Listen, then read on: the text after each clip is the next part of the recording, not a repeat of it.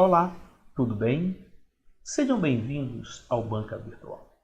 Eu sou o professor Luiz Eguê e nossa aula de hoje é sobre projeto de vigas prismática parte 2. Então, temos uma viga de aço simplesmente apoiada, de 5 metros de comprimento. Deve suportar as forças distribuídas e concentradas mostradas na figura. Sabendo que a tensão normal admissível para a classe do aço a ser utilizado é de 160 MPa, selecione o perfil de mesa larga que deverá ser utilizado. Muito bem, então verificamos aqui a presença de uma viga biapoiada com 5 metros de vão, onde nos 3 metros iniciais nós temos uma carga distribuída uniformemente com uma densidade de carga de 20 kN por metro, ou seja, a cada metro linear da viga eu tenho uma carga de 20 kN. E verificamos aqui no ponto C uma carga concentrada de 50 kN.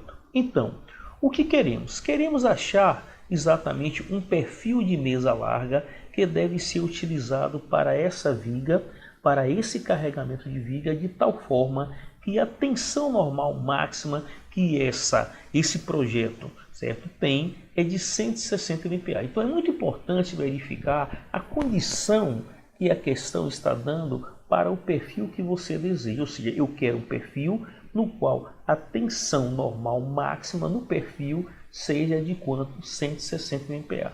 Então, para selecionar esse perfil, inicialmente deveremos fazer o quê? Deveremos fazer o que chamamos do nosso diagrama de corpo livre. Sim, lembrar que o diagrama de corpo livre é um diagrama que representa tanto as forças externas como as reações. E a partir daí nós podemos sim estabelecer o que chamamos, das condições para determinar o perfil. Então vamos ver. Nós temos aqui exatamente o nosso diagrama. Verificamos que em A nós temos um apoio fixo, então devido a esse apoio fixo eu tenho as reações AY, AX. Em D nós temos o nosso apoio móvel, então eu tenho a sua reação vertical, eu tenho aqui uma força de 50 kN e devido a esse carregamento distribuído de 20 kN por metro ao longo de 3 metros linear de viga, eu tenho uma carga de 60 kN. Então o que precisamos? Precisamos sim estabelecer os valores das reações. Verificamos que essa viga ela se encontra em equilíbrio estático. Então, condição para equilíbrio estático, vamos lembrar, somatório das forças iguais a zero e somatório dos momentos também igual a zero. Então, podemos dizer que se o somatório das forças de x é igual a zero, obviamente, então, como no E, na direção x eu só tenho ax, então ax é igual a zero. Podemos dizer também que a outra condição nos diz que o somatório dos momentos em relação a qualquer ponto tem que ser zero. Vamos tomar como base o ponto A. Então, se eu digo que o somatório dos momentos em A é igual a zero, eu vou verificar que, primeiro, essa força D, essa força de reação do apoio, ela vai tender a produzir em relação a A uma rotação no sentido anti-horário. Por isso, vai ser D vezes a distância, olha bem, da sua linha de ação até o eixo de rotação. Então, D vezes 5.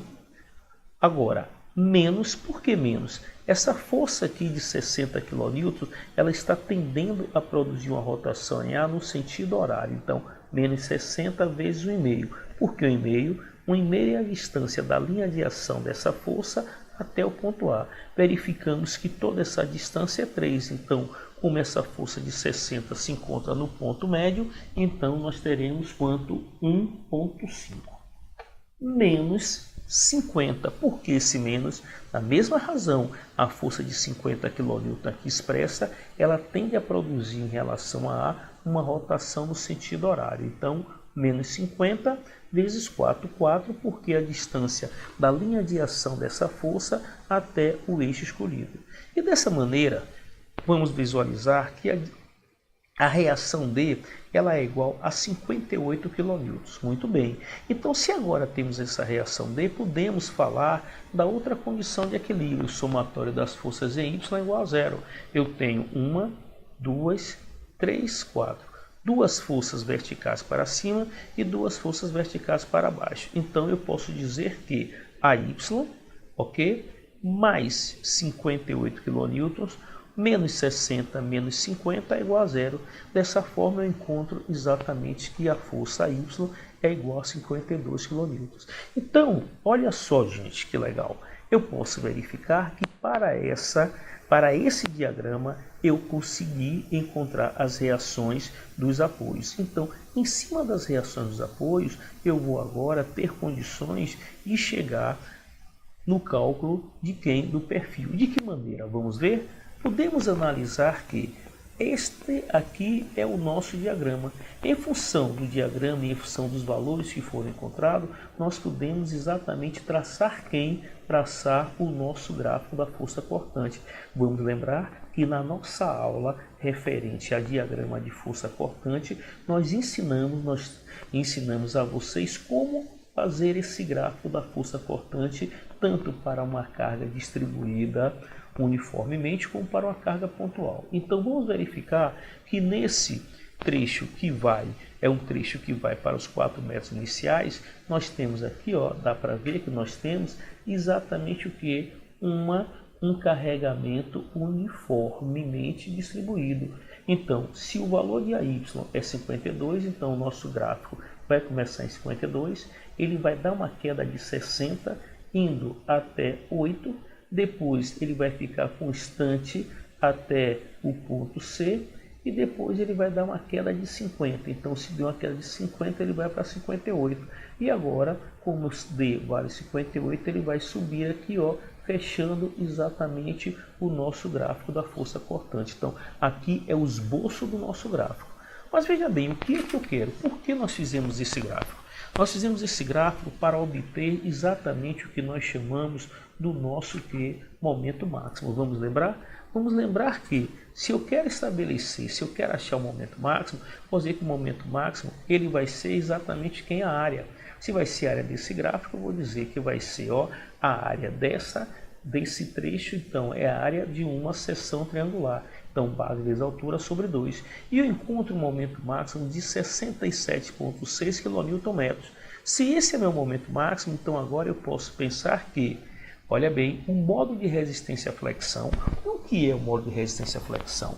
É exatamente uma grandeza com a qual eu posso dizer que a viga ela está resistindo à flexão. Então, o modo de resistência, certo, à flexão da seção dessa viga, ele é calculado como sendo o momento máximo em função de quem? Da tensão que nós temos. Então, se eu tenho que o modo de resistência é a razão do momento pela tensão admissível, vou ter 67,6 dividido pela tensão admissível que foi dado na questão como condição para achar o perfil. Então, dessa maneira, eu vou encontrar 422,5 vezes 10 a menos 6 metros cúbicos ou simplesmente 422,5 centímetros cúbicos. Então, em função desses valores agora, eu posso simplesmente consultar a nossa tabela de perfil. Então, se eu consulto a nossa tabela de perfil, eu vou ver que, sendo o modo de resistência à flexão 422,5 centímetros cúbicos, nós podemos verificar que, através da tabela de perfil, nós vamos consultar a tabela de perfil e, consultando a tabela de perfil, nós encontraremos exatamente o que? Encontraremos um perfil de 410 por 38,8, que tem exatamente, ó, um módulo de resistência à flexão de 637. Para o perfil 360 por 32,9, nós temos 474. Para o perfil de 310 por 38,7, nós temos 549. Para o perfil de 250 por 44,8, nós temos 535. E para o perfil de 200 por 46,1, nós temos 448. Então, em função dessa tabela, que é a tabela de perfil para vigas de aba larga, nós vamos verificar o que? Qual dessas vigas, qual desses perfis será o escolhido?